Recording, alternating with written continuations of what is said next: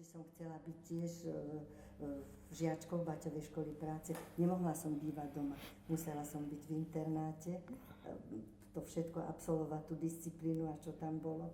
No a samozrejme, ako hovorí, že od rána vo fabrike a večer do školy sme chodili. V tej fabrike to nebolo také jednoduché, než sa človek zapracoval na tú prácu. My sme nemali pardon, že sme mladí, mali sme medzi 14 a 16 rokov. No a museli sme si splniť svoj denný plán.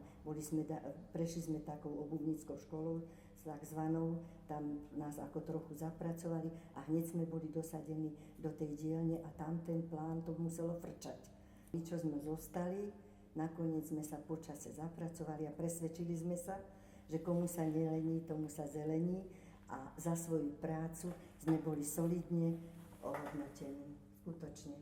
To mnohí vyprávajú ešte starí absolventi, ktorí boli, že v tom čase jeho otec zarobil menej za štvrť roka, jak on zarobil tu za týždeň u Baťu.